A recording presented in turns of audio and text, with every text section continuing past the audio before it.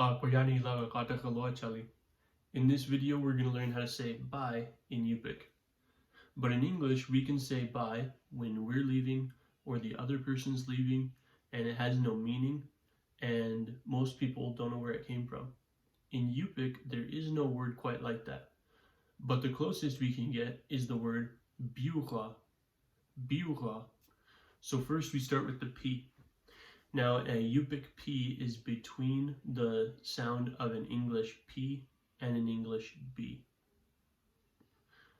But it's also a soft sound. So in English we have a hard sound and a soft sound. A hard sound is found in the word pie. A soft P is found in the word spy. You can test this by holding your hand in front of your mouth. You can feel your breath and you say pie and the breath hits your hand. When you say spy, there's not as much breath hitting your hand. Now this soft sound is how our P is always going to be pronounced in Yupik. Now the next letter in our word is I. Now we're going to keep this video simpler, and later we'll learn more about how to pronounce an I in different words, but most of the time it's going to make the sound E, as in the English word taxis. E. E. That's the sound the I makes. Now we have a U. Now the U makes the sound oo. Oo, as in the word blue.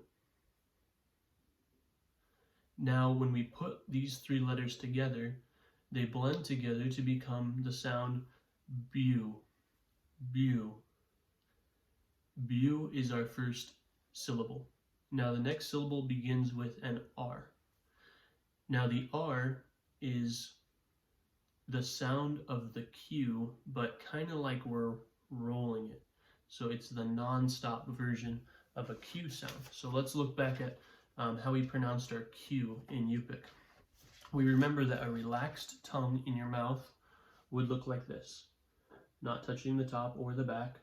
But now when we say our Q in Yupik, our tongue goes to the far back of our mouth or throat. So it's as deep back there as we can get it when we make the sound for our Q. Now our R is going to be kind of rolling that sound. This is going to be one of the harder sounds for us to make when we're learning. We got to keep practicing a lot to build up those muscles in our throat to be able to make that sound correctly. Now this word ends with two A's, which we've learned is the sound ah. So now when we put all this together, we say Piuraa. Piuraa. So it's actually made up of three parts. First, the Pi is perhaps the most common base word in Yupik. And we're going to learn a lot more about this later and all the ways that we can use this in a different video. But for now, let's just say that it means to do. And then the U-R-A means to continue or to keep on. And then the A on the end means that we're giving a command to one person that we're talking to. We're telling them to keep on doing what they were doing. So it's like saying keep doing what you're doing, or as you were, or take care, or stay well. Because when we say this to them and they're doing well, then that's the way they would understand it. Now knowing what this means, we can see why there's some circumstances we might not want to say it. When somebody's not doing well, we wouldn't want to say this because it'd be almost like saying keep on doing bad.